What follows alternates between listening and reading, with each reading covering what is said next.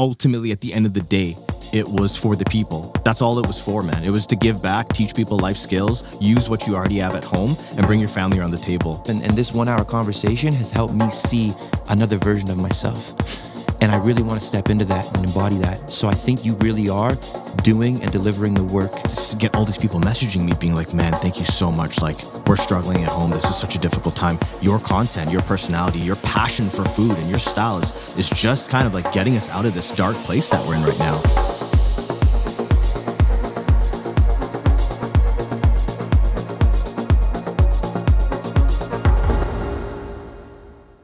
What up, my friends? Brodie, Nero TV, welcome back for another great episode. Super excited for this one. Let's jump into it. I'm here with a longtime friend that I haven't seen in a long minute, Chef Devan Rajkumar. What's up, my boy? Salamat pagi. Hey, what's up? What's up? Nice, man. Welcome to Bali. How do you like it so far? Over the top, man. Super magical place. I travel so much. I travel all year cooking, traveling, doing my thing. Coming to Indonesia, coming to Bali, I feel like some type of connection. You know, and I don't always feel that when I travel places, but I feel a sense of belonging here. Wow. And I know we were talking about this before. A lot of people come here and they never leave, or they don't want to leave at the very least. Yes. So I have that feeling right now. Yeah. Nice, man. Yeah. You said it like it's a recurring thing. People come here, they love it, they feel this magical pull, and they don't want to leave, or they want to come back for sure. Mm-hmm. Nice. Cool, man. Before we get started, guys, you know what's up. Community, like, comment, subscribe. Give me some feedback. I hope you're enjoying as we grow this thing out. First and foremost, bro, I want to bless you with a gift. I like gifts. So shout out our sponsor, Kenny Parker, which is an Australian-based brand, but they launched a boutique shop here in Canggu. I'll put the link in the description to where the store is located. Check them out. Shout out Kenny Parker. Check this out, dude. Favorite color on the bag already. Oh yeah, pink shirt. Well, you're gonna love pink in all over the place. You're gonna love the Let's shirt. go. Then. Yeah. We didn't had a even feeling. script this. Yeah. This is fire. Yeah. Shout out Kenny Parker. Shout out Kenny Parker, man. I'm in one of their new tanks. Their hat. Yo, I'm happy I asked for a medium. Yeah. Yeah, it's a little bit oversized, but I need It this. is. Yeah. Nice. Oversized is in. Dude, Thank I you hope for this, enjoy man. it. Shout out Trent, Kenny Parker. Let's go. Cool, man. So, as I mentioned, this is a very unique episode because I'm not sitting with an actively touring DJ producer, but rather an international celebrity chef, best-selling cookbook author of the book Mad Love, which we're going to talk about. And you do consulting all over the world, including a beautiful destination, Turks and Caicos. My second home. The list goes on, man. Tell us how things are going with work. I see you always moving around, traveling, making great things happen. Feeling very blessed at the moment. And I don't know that I want to just dive into this right away, but I have to show thanks and be grateful to my journey of sobriety. Because everything that's happening right now in 2024, I'm 3.5 years sober, give or take, right? Wow. One day at a time. But everything that's happening now, I feel, is as a result of me learning to love myself, be self-aware, give back, and just get connected to spirituality, preach and practice that spiritual fitness. So I give all praise and thanks to that. Wow. So it's been a great year so far. We launched this cookbook. It's been taking me on a journey I never thought possible. Yeah. And my dream when I was a kid, bro, was to travel and see the world. And I remember when I would do my trips here and there, you see people with their 100K Aeroplan tags and stuff. And it's like, you see people traveling all the time and they spend months on the road. And it's like, how is this possible? How do you do that? And fortunately, today I'm in a place where I'm traveling all the time. And it gets real exhausting at some points. Sure. But still, I just want to learn as much as I can and experience other cultures. I feel like it's such a great way for you to grow as a human and as an individual. Yeah, super well articulated, man. I mean, just sitting with you now after so many years, you're moving light and with poise and good stature. Like it's really nice to see. Like obviously, I loved you back in the day, and we did a lot of cool things. Yeah, working we connected, together we vibed, and all that type of stuff. But to see you where you're at now, it's really nice, man. So congrats on your journey. God bless. Thank you. Yeah. I was a little wound up. I was a little bit tight back then. Hands were a bit shaky, but much more still now. So. Zen. And you're in the land of Zen. Let's go. Cool, man. So I want to give a bit of context to the episode. So full circle moment. So you were a part of menu development at a restaurant that I was working at. I guess, is it menu development? Does that make sense to say that? It does. Okay. All around consulting. Okay, all around consulting. So, as I mentioned on previous episodes, I did social media marketing before. So, we met on a project, and this is like an easy 5-6 years ago. I was helping you with some social media stuff, and then I had mentioned to you that I wanted to take DJing more seriously. And I guess you saw as we were working together my commitment getting deeper and deeper to the craft and all this stuff. And long story short, you said you could help introduce me to some people on the scene. It was, we met in the winter, and then it was by summer we were still on this project, and I think it was actually right around on my birthday. You brought me on a boat cruise, and just started introducing me to people that were like key people in the Toronto scene. No doubt. And shout out Brodie, because Family. if you hadn't have introduced me to those guys that day, I wouldn't have got my first gig in Toronto, and that was sort of the start of my journey in music, man. So Yeah, massive shout out to Brigada. That's Chorney, Danny, Mina, Conrad, all my best friends. Even to this day, I'm not as heavily intertwined in the scene like I was back then, where like you go out and you know every single person, right? And DJing all over the place and blah, blah, blah. But still very much close to those guys, and they've done some amazing things in the city. And I'm happy that you guys are able to collaborate. Yeah, forever grateful to the men. And the other thing that's cool that makes having you here on the podcast relevant to the topic of electronic music is that you used to DJ too. You played a bunch of spots in the city. Oh, you still do? Well, not like clubs or anything like that. Right. But, you know, if I show up somewhere and there's some decks, I'll jump on. Okay, nice. If I have, like, sometimes I'll go out places and people are like, yo, make sure you bring the key with you and stuff like that. But not like professionally or anything. I mean, it's a pastime. It's like, Got you. It's like showing up somewhere and jumping behind a stove. Strictly for the love. It's strictly for the love and the passion and just kind of enriching everyone's experience around you. Cool. I dig it. So there's a lot of synergies here, and I have a couple cool questions for Dev about his career, the music scene, and everything. But first things first, I want to talk about a moment that really sticks in my mind about you, and it was during the tough time we all went through with COVID and everything. And we talk a lot about social media marketing and branding because it's just so vital and integral to success, it seems, in anything you do, whether it's music, food, sports, anything. A good social media brand is important. It's important leverage. Sorry to interject, but okay. a brand. Yeah. A brand in general, I think is very important. Yeah, totally agree. So I want to talk about just this moment that I really recall where you were already doing well, freelancing around the city, building a name for yourself, working hard. But when the world, quote unquote, shut down, there was some new, I think it was around the same time when Instagram was putting a couple new features like IG Live, IGTV, all of this stuff. And you jumped on it right at its, let's say, infancy of the launch. And you started doing something. It was like dishes from home, things. Chef Dev at home. Chef Dev at home. That's right. And it was just so brilliantly done because these new tools came out, you jumped on it, and you started doing it consistently. And I feel, in my mind at least, that time and that the way you worked and the way you executed that was a huge moment for putting you on a trajectory to have massive success online for your brand overall, too. But I didn't know I was doing that. Right. Okay. I didn't have a clue that I was that's what I was doing. Basically, I remember it because I talk about it every now and then. But December 2019, I'm traveling in Turks and Caicos. I'm cooking the whole month. Go to India, cooking in Pakistan, cooking at Borough Market in London. I fly into Borough Market on March 13th. I touch base with my mom. My mom's like, fly home right now. They're closing the borders. Don't leave the airport. I'm like, Mom, I'm cooking at Borough Market tomorrow. You know, so I went off and I was partying that night, went to Borough Market on like no sleep, killed it. And then I flew out the next day, March 15th. Came back with major food poisoning from Pakistan, India, who knows. I ate everything in sight. And then I emerged from my room. I probably had COVID too. I most likely had COVID. Wow. Because London was, look, when I was there, it was rammed. Places were flooded. I remember not being able to move in bars, like the food halls and stuff that they had. Wow. And then everything was a ghost town a week later.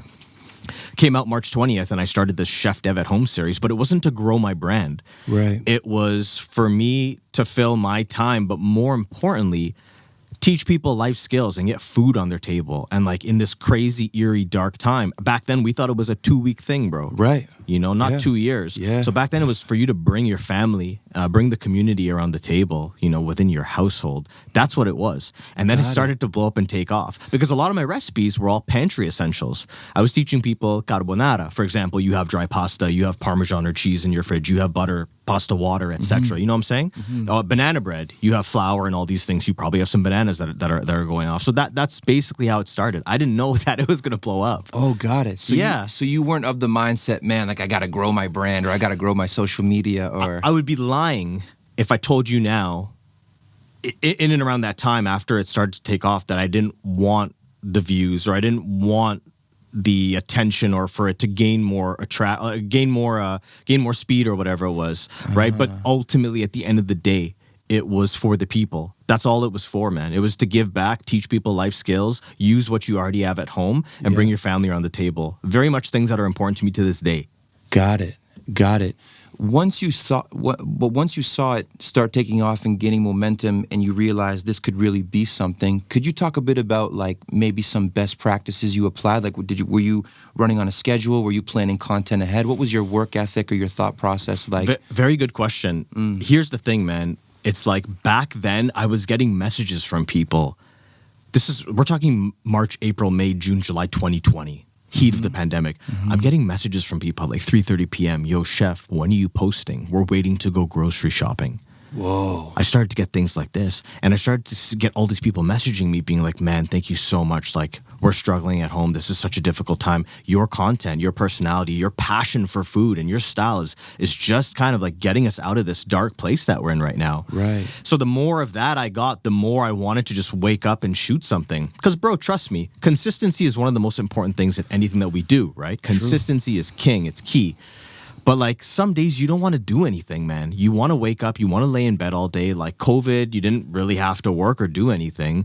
I just saw it as an opportunity to be creative, get hustling. Eventually it turned into growing the brand. But yeah, like it was just one of those things where I didn't know what I was doing. I didn't have a guidebook. There was no one else I was really following. I was really just doing me, still trying to find my genuine and authentic voice. But out of everything, I think that consistency is key. Another thing that's really important that I started doing at the very beginning of my career is differentiation. And today that's more important than ever.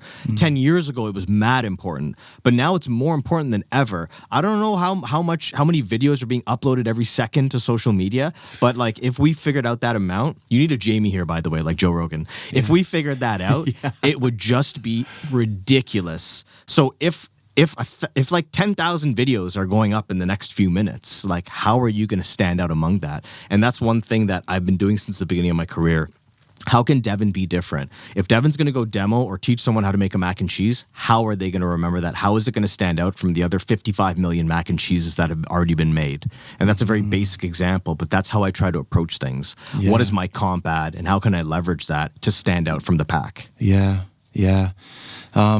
Wow, I have so many questions here. I tried to write down a couple notes while you're going off because I nerd out on this stuff. Yeah, I love marketing and branding and all that. Of course. But I just wrote down this quote, if you build it, they will come. That's Field of Dreams, bro. And it's one of my favorite movies. Yeah. And I was just thinking how you started this thing with no intention other than just bringing value to people that need it in dark times.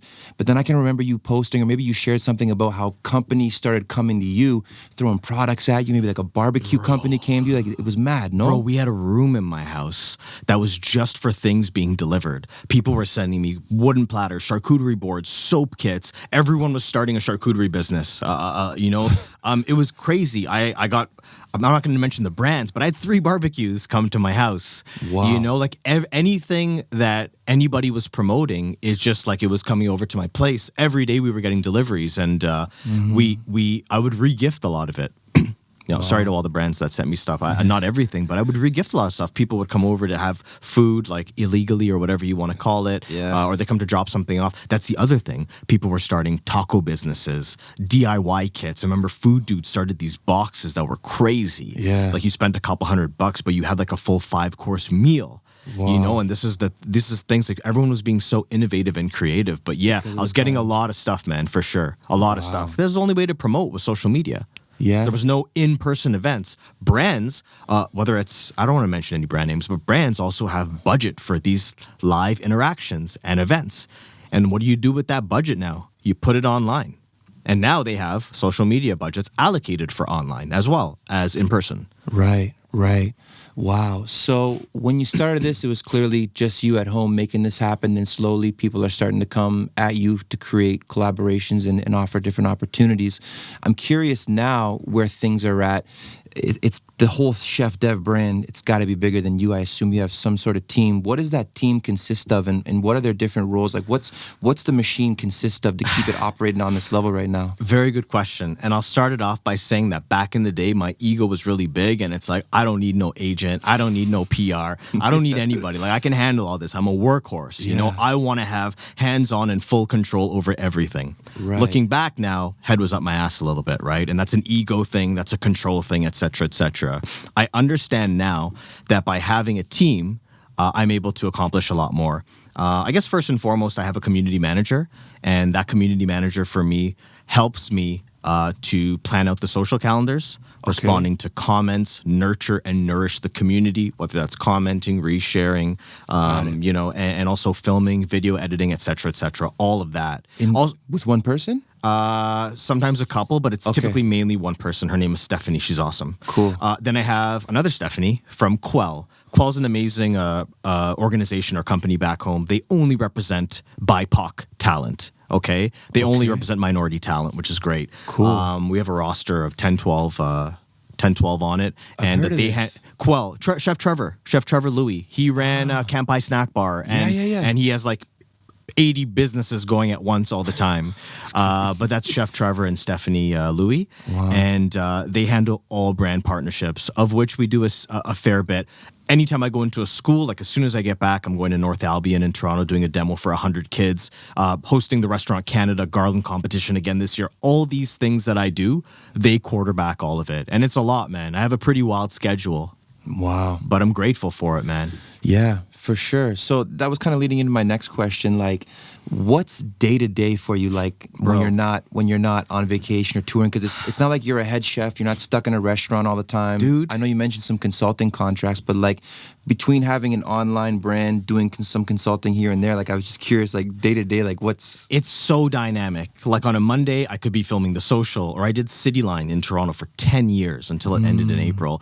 I could be on Mary Berg. I could be shooting something. The next day, Shopping Channel. The next day, content creation. The next day, speaking at Scotiabank, which I did recently, you know? Like every single day is different, and I absolutely love it that way. It's a lot to plan and manage, but if you stick me in a restaurant Tuesday to Sunday for like 15, 16, 17 hours a day, that's not the place for me. I can't breathe. I can't explore. I can't get as creative. I need to be outside of a bricks and mortar. I need to be able to like flourish and spread my wings. Lock and Key, which I'm pretty sure you would have came to, that restaurant that I was running at Queen and Spadina. I was a part owner in that for a bit. I lasted less than a year in there, you know, because I was working 6, 7, 8 days a week. And I was just like, this is not, I gave my ownership back and I walked away. I'm like, this is not for me. This is not the life that I want. I'd rather put in those same hours outside of actual building or establishment and be able to do so many other different things. Like I said at the beginning, traveling means a lot to me, man. And I'm doing that now. And I'm cooking for weddings at the Ritz-Carlton in Sintra. I just did that in Portugal a couple months ago. I've been to Turks like 5, 6 times doing menu development for the Heartland Group, book launches and signings and TV and radio all over Guyana, you know, just a couple months ago. It's been a wild year, and this is what I want to do. Is it sustainable? Maybe not. And I say that because it's like, I can't tell you where I'm going to be next December or next October or whatever it is. But for now, mans are single, no kids, and I'm going to really ride this until the wheels fall off for this time being. Yeah, cool, man. I have a... That's so cool, man. I have a question because we're talking about how you've manifested this lifestyle now, which you're obviously super grateful for, but we're also talking about a time, and there's maybe people, I'm sure there's people for sure that are listening to this podcast that are still in the grind and doing those full-time hours and can't mobilize the way that they want to potentially in the future. So what I'm curious is, do you recall that moment when you realized it was a turning point? Did you have to take a risk? Did you have to quit a job? Did you have to put anything on the line to break out of that 6, 7 days a week? Was it because finances were at a certain level that you said, I don't need to do this anymore? Or was it a thought like, I'm going to take the leap and bet on myself and not lock myself in one restaurant 8 days a week, quote unquote? I don't remember the specific time, but I live by like a whole bunch of different like principles and quotes. Yeah. One of which, very simple, that a lot of people know is no risk, no reward. And you miss all the shots that you don't take. So I'm just shooting, bro. Mad air balls. No one sees them. You know, they only see the ones that go in. Yeah. You know, people see the output, not the input kind of thing, right? So I live always thinking like, what if I didn't do this? What will happen? Or what if I do it? What could potentially happen? Right? So I'm always taking as many jump shots as possible from anywhere on or off the court, to be honest with you. I don't know about that specific time, man. I'm trying to think back to it.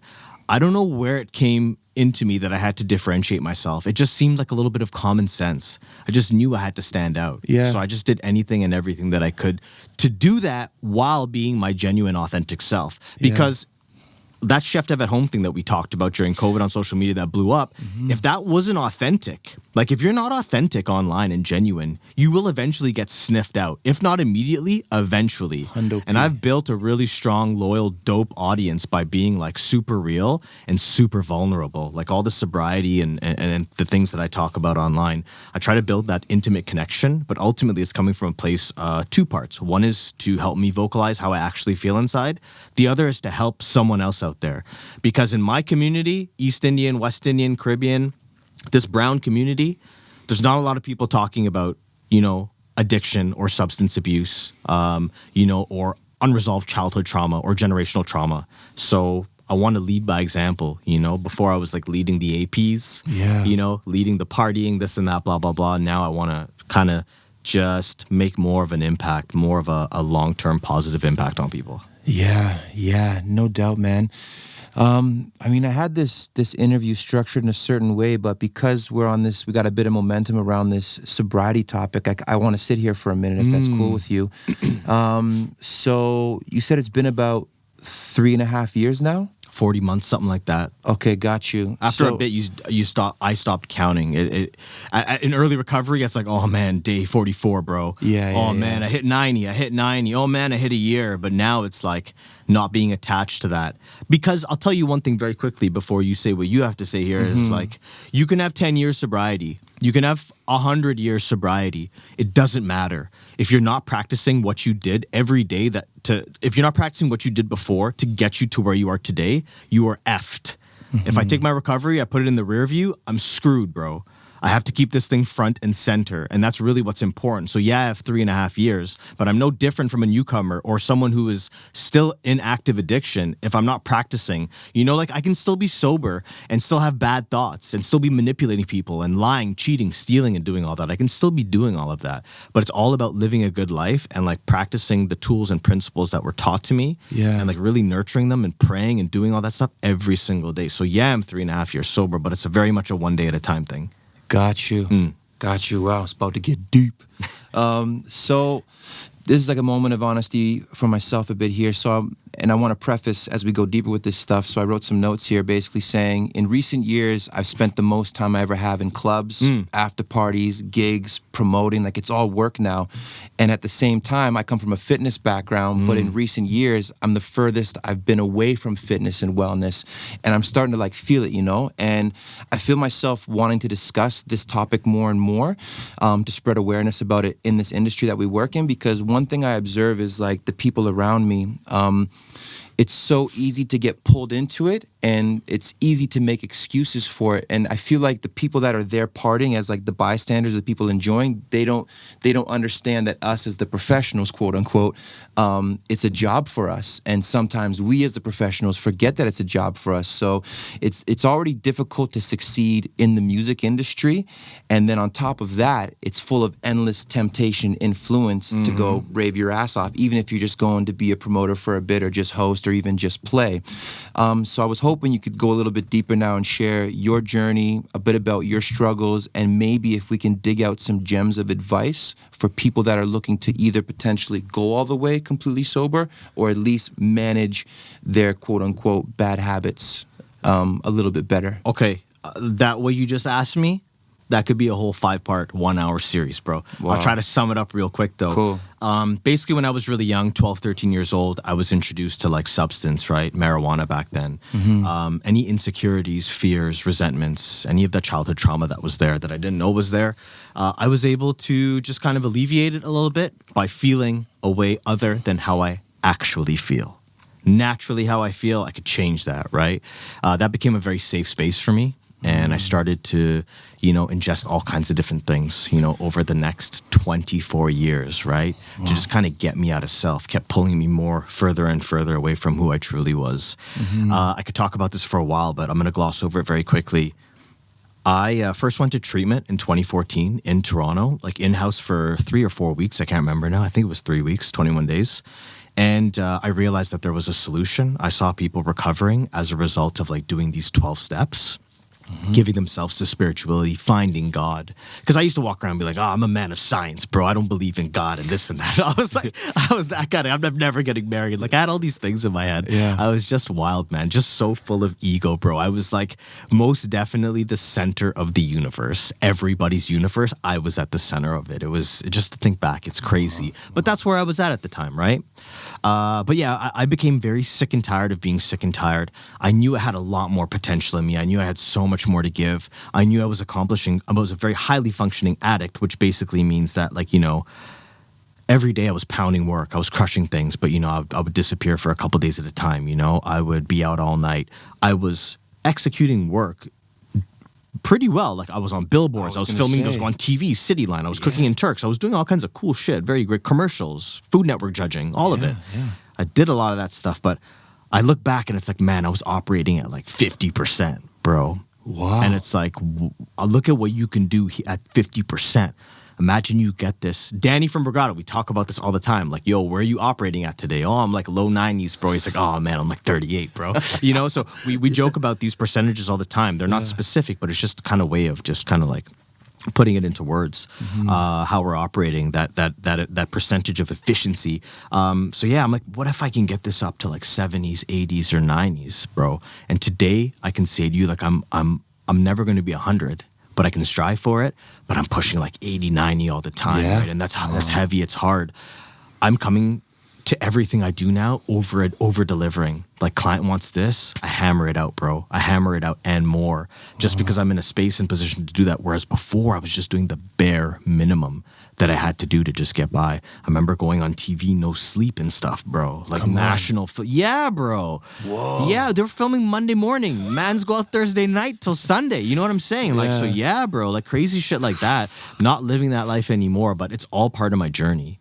Wow. But ultimately, just to kind of sum it all up, I just knew I could do more. I knew there was more out for me. I knew if I gave this thing 100%, I would get out of this spiritual journey. I'd get out of the sobriety journey, what I put into it.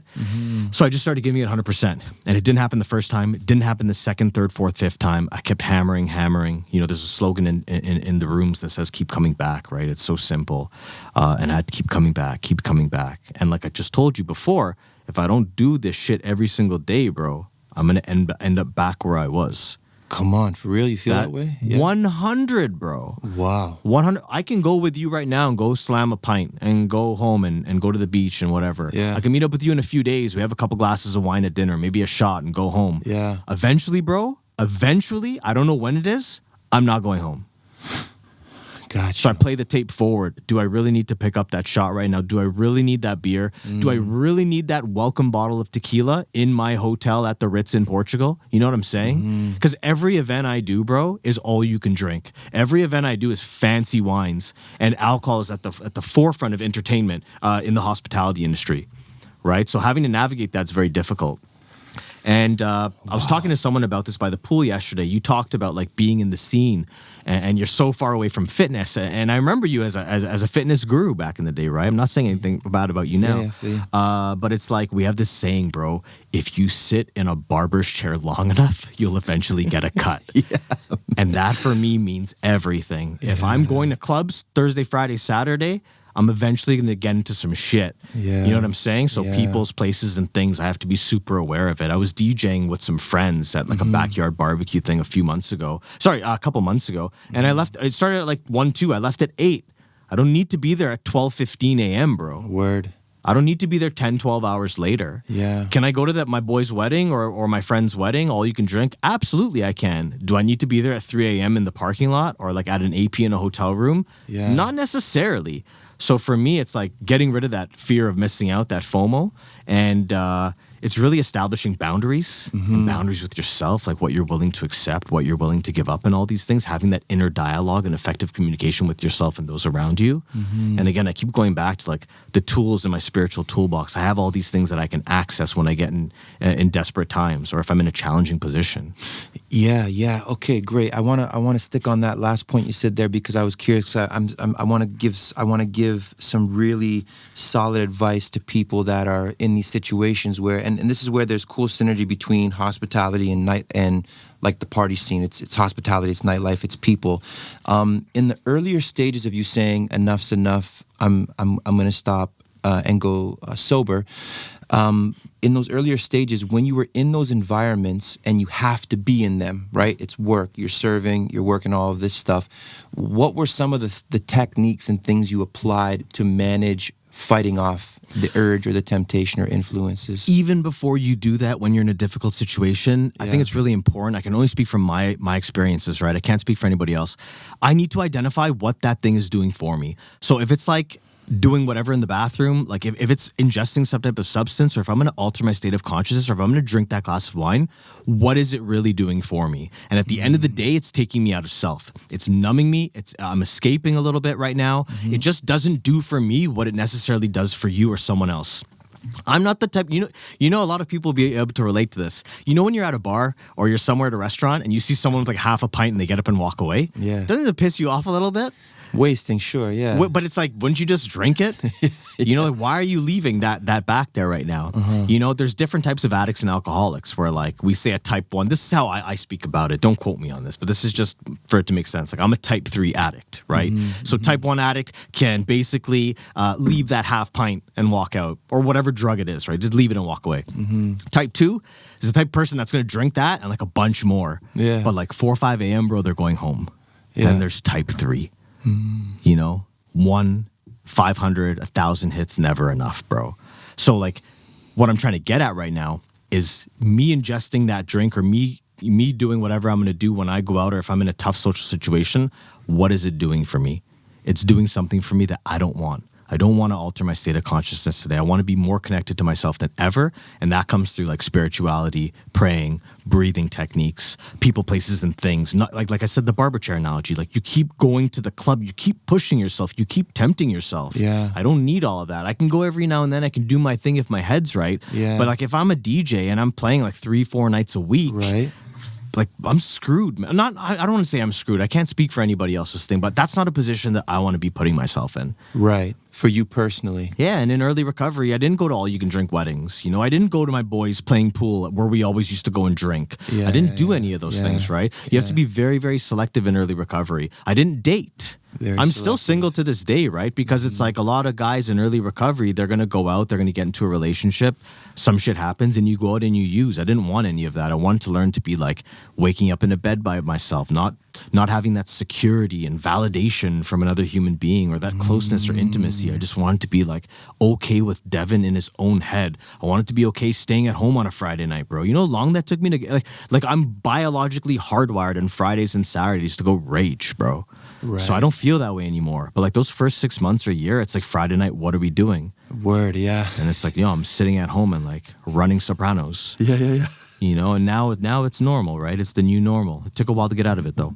Wow, man. So the couple gems I got there was first and foremost, identify what that thing's doing for you, which is like numbing, you said. Escaping, getting out of self, pulling you away from your true authentic self. You know, like if I had a long day and it's like, man, I just want to come home and like smash this whiskey or like, have a glass of wine. What that's doing for that person is it may not necessarily do the same thing for me. Like, is that person going to go to bed, or are they going to go party for a couple of days, or are they going to go make a whole bunch of decisions that they're going to regret the next day? That's not my life. I know for me that this is not a good thing. Yeah. And I don't want to be jealous of them doing it. Like that's a big thing with guys in early recovery, and big thing with me is like, man, like I'm walking around Toronto, for example, and it's like everyone's on a patio. It's a Jays game. Like, why can't I go have that pint? You know, like, why can't I have a couple shots? You know, why can't I smoke that weed or whatever it is, or do whatever that is? And like, you need to like work on getting out of it. Like, what is it actually doing for me? And nah, I don't want that life. That's not for me. Like, I want to be as pure and 100% in my head and in my heart and soul as ever. Right. Amazing. And then the second thing I got there was being very selective of where you're going and who you're putting yourself People, around. places, and things. Yeah. Wow, powerful stuff, man. Appreciate the transparency. Always. All the gems you dropped. Nice, dude. Okay, this topic, I'm super excited to hear what your feedback is going to be. Okay. I figured out how I want to ask it, but I have no idea where you may take it. I mean, you have a couple examples that you might touch on, and this is, we all know that people like to listen to tunes while they're cooking. Oh, let's go. And even people like to listen to tunes while they're eating. Yeah. So there's a lot of synergies between music and food. And I was curious, for you, what are those synergies? Because you come from a background of being in the music culture and scene and playing and stuff like that, but then you're heavy in the culinary stuff too. So like, how do you marry the two? What do the two of them together mean to you? Food and music is absolutely everything. I think at the end of the day, they both like evoke emotion. And it's such a beautiful thing. I get asked all the time, like when I do questions on Instagram or interviews with people or things like this, people ask me like, yo, if you weren't cooking, like you seem like a pretty energetic guy. Like if you weren't cooking and chefing it up and stuff like that, what would you be doing? I always say I would be DJing and producing. Wow. Always, bro, because I'm obsessed with music, whether that's conscious hip hop, early 90s, whether that's 80s, which I'm absolutely obsessed with. You know, like Annie Lennox, Genesis, like I can go, Duran Duran, I can go on forever. Whether, you know, Radiohead's my favorite band in the entire world. I grew up on reggae. I'm a D&B head, you know. But at the end of the day, I would be in music if I wasn't in food. But yeah, they both invoke emotion. They go hand in hand, like with rituals, like with weddings, for example, or events that you're doing. Like it's all about the food and the music at the end of the day. Like if you and I go out for dinner tonight, it's like what's playing in the background while we eat? How's it complementing it? Let's bring Brigada back into the conversation. Yeah, nice. Shout out to Conrad, my brother from Brigada, Toronto. We did this episode called Culinary Crates with our boy Nathaniel Ramta, DJ Punjakin back home in Toronto. We were at Sugo downtown in Toronto. We set up decks. We set up Serato turntables. And Conrad and I, for an hour, went back and forth cooking a 3-course gourmet meal, like lobster mac and cheese and like all kinds of shit. Fire. While spinning back and forth. Wow. On decks, right? Which was tough. Like it's not... Like I don't consider myself like even an ex-DJ. I always consider myself like a student. I used to play parlor so many times, countless APs. You know, I played for like 20 hours once, bro. You know? Yo, it gets crazy. Solomon type shit. Crazy. This is like 15 years ago. I played for like 20-ish hours downloading while I was playing. The music library was nothing. So I have all the tracks memorized, right? So I'm downloading, dragging them in to Tractor, dude, and I played for that long. Wow. Yeah, hundreds of tracks, man. It was crazy. But anyways, yeah, Conrad and I we did that beautiful thing. It's on my Facebook. It's on my YouTube. It's called Culinary Crates. Chef Devan Rajkumar, Chef Devan Official. Another thing that I can tell you too, bro, like marrying food and music. I'm just gonna jump in. I know we glossed over this, but I gotta show you this, bro. You're gonna flip, dude. I had to get music into here somehow. So we have this section called Pump Up the Jam. Okay. So we have rap, island vibes, we have 80s, and then this one goes to 11. I'm a huge rock and roll, like, you know, whether that's like Zeppelin or STP or Nirvana grunge and everything in between, Smiths, everything. Like I'm obsessed with rock and roll, bro. Clash, etc. But yeah, you scan these, goes right to my playlists in Spotify. They're much larger in Spotify than they are on the page. Yeah. But this is like my cookbook, yo, and we have like, this is a way for me to put my stamp and for me to like share how passionate I am about music. This started out as like, you're prepping, you play this playlist. You're in service, you do this playlist. Mm-hmm. But then with the editor and stuff, we decided to group them all together and not really attach anything to it. Like whatever vibe you're feeling, you can scan it.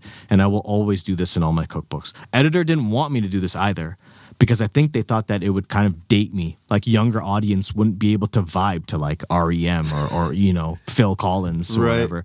But I was like, nah, we're doing it. Wow. Crazy, eh? Yeah, no, it really is. Food and music. Wow, man. I mean, this is so cool and leads me to the next thing I wanted to ask about. Writing a book, man. Oh, man. My first question, though, is like, would you say that this book, how early out did you know you wanted to write a book? And was the idea for this book, was it conceptualized around it all during the COVID times? Like, did you get any ideas as a result of making all those dishes from Chef Dev at home, or? Again, like, I want to preface by saying, like, I never really knew what I was doing. I didn't have a roadmap. I didn't know what I was doing in this career. I just knew I had to work hard, stay humble later in my life. I definitely wasn't humble in the beginning, not a question. I'd say for most of my career, I lacked major humility. Yeah, this book is really special for a number of different reasons. But if I wrote this book 5 years ago, it would be a collection of like world-inspired recipes. There would be no theme, no POV. You know, like I'm very much a kid that comes from Toronto, that travels a lot, that loves so many different types of food, whether it's Ethiopian, Korean, or you know, regional Asian like Sichuan or whatever it is, right? In the past few years, I really owned this lane of showcasing and modernizing East and West Indian cuisine. I was born into a Guyanese household. I go to Guyana all the time. I'm very close to my culture. My roots are ultimately in South Asia, and I grew up with a lot of Indians around me at temple, et cetera, and that's all written about in the intro. Wow. So now that I've jumped into this lane and I spend a lot of my time there, I have a theme, and this theme through the book is big flavors made to share from South Asia to the West Indies, right? Cool. And for anybody listening right now that's interested, like when slavery was abolished in the early 1800s, the British had to replace the plantation workers throughout the Caribbean. So they started pulling them from like impoverished places like Bihar and UP in India and sprinkling them in Mauritius, Trinidad, Guyana, et cetera, et cetera, et cetera. Okay. That's how brown people, that's how Indians ended up in Guyana. And mixing with the local Amerindians and then the existing blacks that were there. And then Portuguese came, Europeans came, Chinese came. And that's why Guyana is what it is today. Dude, that's crazy because I think I've told you before, my dad's side is Guyanese. And I had no idea, mind you, I'm ignorant. I never actually did the due diligence, but I never understood why was there like black people, that's like the brown, reason why. Indian. I think the first boat came to Guyana in 1838. So that's just like a little bit of history there for you. Wow. But now that like I'm in this lane that I'm in, like embracing my culture, my roots, like what's inherently in me and mine, it's like I have access to like all these different types of food. Wow. And it's really exciting. So throughout this book, there's a lot of Guyanese recipes, a lot of Caribbean recipes, big up Trinidad. Wow. You know, there's a lot of Indian recipes in here too. And this gives me a very unique angle. Remember we talked about differentiating yourself? Yes. Shout out to all the Caribbean, Guyanese, Indian cooks out there. Mad love always, right? I don't know many Guyanese or Caribbean leaning as heavily into the Indian side the way that I do.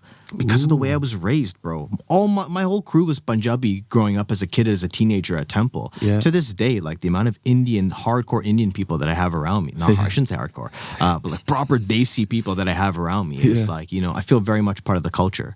Cool. You know, I've cooked all over India. I've cooked in Pakistan. Like what Guyanese kid has done successful sold out pop-ups in Lahore, Pakistan? Not once, but twice. Yeah, you know, I feel really connected. And there's some of that in this book too. So yeah, overall, this has been a really cool experience. Writing it took about a year and a half. It was going to come out around now, but we fought hard to get it out for Mother's Day in May.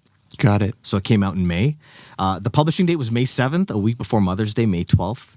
May 20-something was the U.S. publishing day. It went to reprint in between those dates. Before the U.S. publishing date, it went to reprint more copies. Wow. Mental, bro. In January, Indigo announced it as most anticipated titles of 2024. And then I started a pre-sale on my website in April. And bro, it just took off, man. Blessed. Dude. Yeah, blessed. I'm just like, I can't believe what this book has done for me. If you're a creator out there, or if you have a brand, or a business, or you're an entrepreneur, one thing I've realized is that there are certain things that your audience will buy into. Like I launched merch and I thought it would take off, and it did okay at best, right? There's also a huge influencer out there. I won't say his or her name, but they have millions and millions and millions of subs. And they put out a product. I won't say what it is because I don't want to be calling anybody out, but they put out a food product. It sold like a few hundred units. Or like 1,000 units, right? Wow. So there's certain things that I find your audience are going to support and buy into, and there's certain things that they won't. And it's up to you to identify what you think those things are. Got it. You know, like... Wow, it's a gem. Yeah, man. Like I can come out with aprons, frying pans, pens, Sharpies, cookware, microplanes, peelers, knife rolls. I can come out with all these things that I use, right? But not all of them will take off. For my audience, the audience that I nurtured and curated and I bleed into, bro, and I love, they were waiting for something. They were waiting to bring Devan home in some way, shape, or form. And I don't have a restaurant. That's another thing, too. For all you people out there asking me to open a restaurant, I'll open the restaurant. You go work there 120 hours a week. Yeah, facts. Wow. Dude, couple questions around the process of writing and releasing a book. So I'm assuming you did a majority of writing and creating, especially with recipes and stuff like that. Then you mentioned you had an editor who helps bring it all together. When you have, I'm sure it's not just I wrote a book and now it's released. What's that process like? Do you have to find is it like distribution, publishing company? Like how does that work to get your book on the shelves? My experience is, remember we talked about Quell, my management? Yep. Quell, I don't know if I should, this is fine. Quell quarterbacked this deal for me with Figure One Publishing in Canada prior to me signing. They did it out of goodwill to show me what they could do for me. Ooh, oh wow. Right? And okay. Figure One was excited because they're like, yo, this kid is making moves. He's got traction, he's got an audience. But we don't really have any books on Guyanese food. What is Guyanese food? Wow. What is Caribbean food, really? Right? Then the Indian angle I wove it in there because I had to, right? But at first it was all about Guyana. And Guyana, a lot of people are talking about it now too. For those listening, Guyana is in South America, although we identify also as a Caribbean country. Right. Right above Brazil, in between Venezuela and Suriname. Okay, so right at that most northern tip of South America. But a lot of people don't know about Guyana. They do now because of the oil that was found there. So Exxon is drilling nonstop and they're producing so much oil a couple 100 kilometers off the coast of Guyana. So it's become very popular, but it's always been a magical place. Kaitra Falls, one of the largest single drop waterfalls is in the world. There are thousands of species of plants and stuff. It's a very, very unique place. Most of it is covered by Amazon. It's really, really special place, man. 90% of the population lives on 10% of the land, but you have indigenous tribes running all the way through. It's a really, really special, magical place. But yeah, writing the book, the publisher wanted me to have over 50% new recipes for existing audience and existing followers and readers that I had, which is fair. You don't want to put a book compilation of because that's what I wanted to do. I'm like, yo, I have so many Chef Devan home recipes. I have hundreds. I'll put them all in the book. They're like, no, man, we need new shit. You can't just put up what you already had. Right. So I put in a ton of new stuff, you know. Wow, I didn't really do anything more than there's a few things that you'll find online, but not much. Right? So the editor helped me. Another hard part of this book was writing the head notes. You can't write a barbecue sauce recipe and be like, yo, man, save this for Super Bowl or Sunday. Guests are going to love it. You can't write shit like that. Yeah. You know, you had to dig deep, right? So shout out to my brother. May he rest in peace. As soon as you open this book, shout out to Jai. I know we'll break bread together in some way, shape, or form, right? So Jai is woven throughout the cookbook. My grandmother and my mother being the deep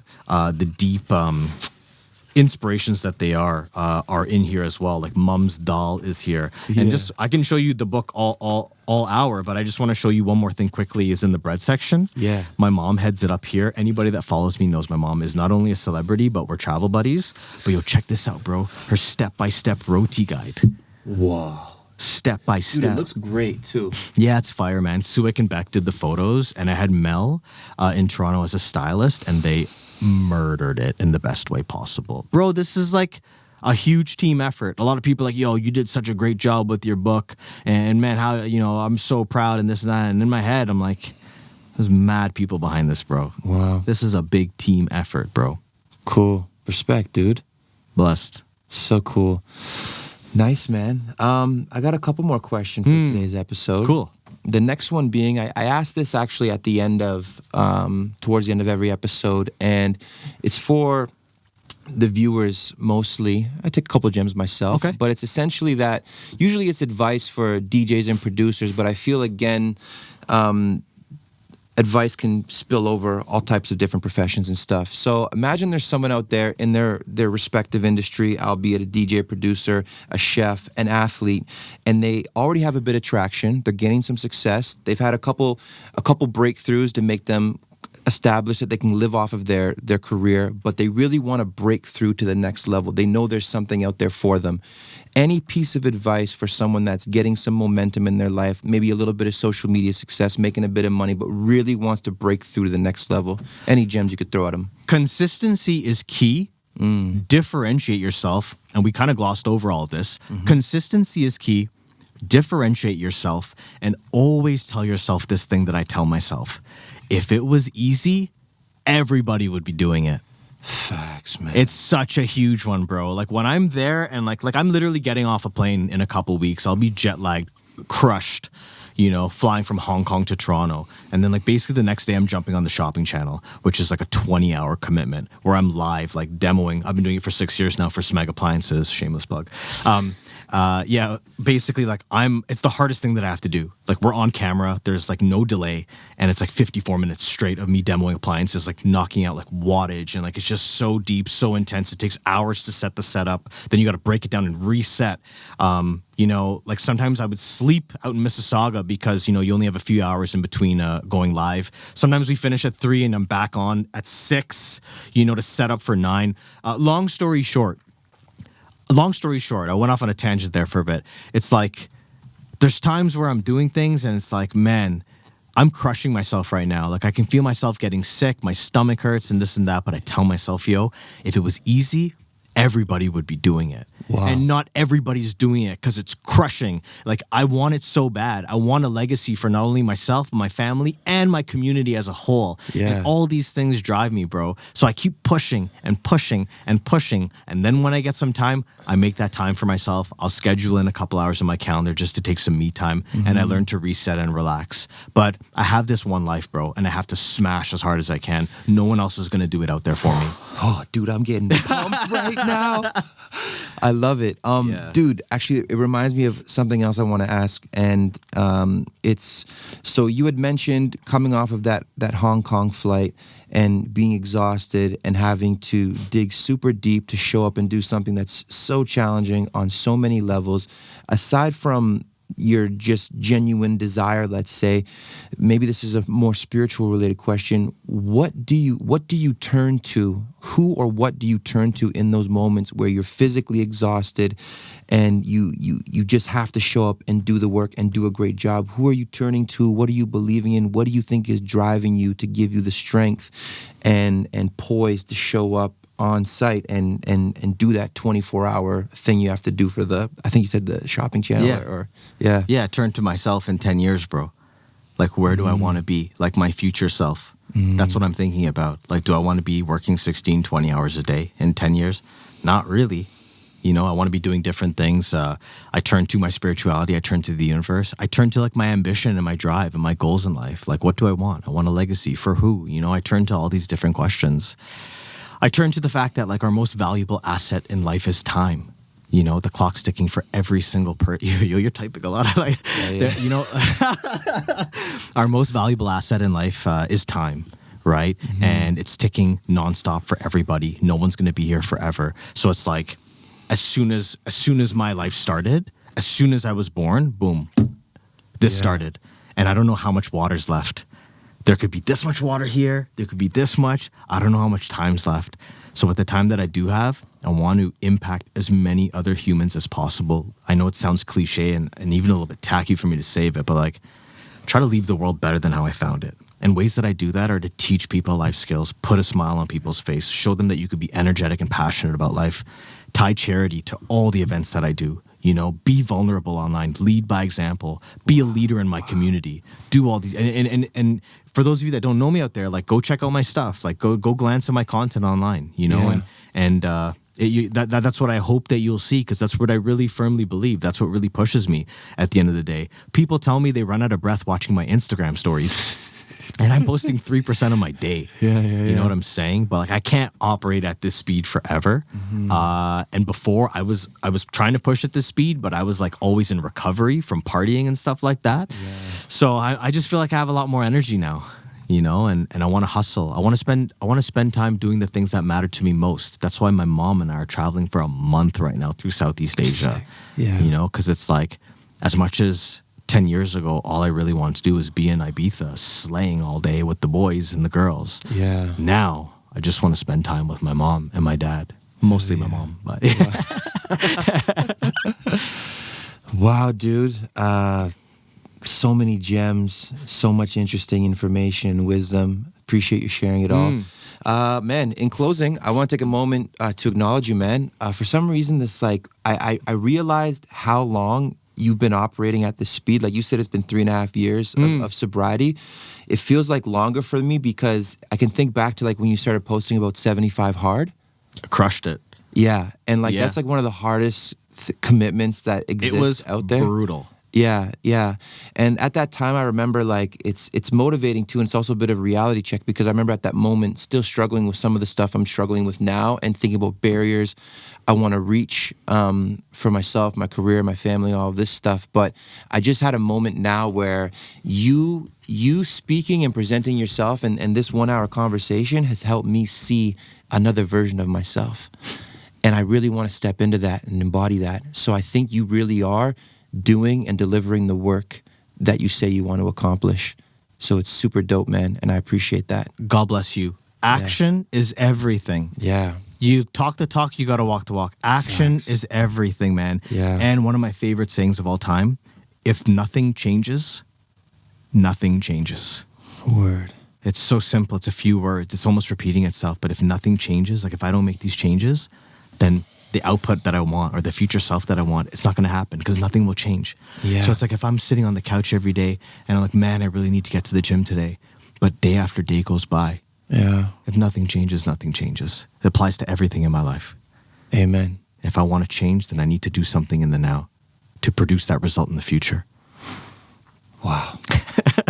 Dude, what an episode. Yeah, I man. knew it was going to be dope. I didn't know it'd be that dope. Let's go. And shout out to Prodigy. I keep staring at this Prodigy album behind you. R.I.P. Prodigy. Bro, I saw this video online where Keith Flint, Mad Love, bro. Rest in Yeah. peace. When I saw Prodigy performing online and it was a concert and I typed this comment like, man, this would have been such a huge bucket list opportunity for me with a check mark. And then like people are like, oh my God, Chef Devan listens to Prodigy. It's hilarious, bro. Crazy. Well, appreciate you being here, man. Mad Love, scoop a copy. Is it available? Is it like globally or online? Or? Amazon. Jump on Amazon. If you're in Canada through chefdev.ca, Cool. you can get it and I'll sign it and ship it to you when I'm in town. Yeah. Otherwise, you can get it on Amazon. Cool. Well, I appreciate you. I'll sign that for you here today too when we're done, yeah. Sweet, man. That's for you. That's This for is all. actually my first cookbook. Wow. Won't be the last. Yeah, good, man. And you have to cook and you gotta post something too and be like, yo, I have to now. Or I'll get my girl to do it. Guys, appreciate you watching. Brodie Nero TV. Please like, comment, subscribe. Check out Chef Dev online. And we'll see you in the next episode. Mad love. Love always. Thanks, bro. Yeah, thanks, man.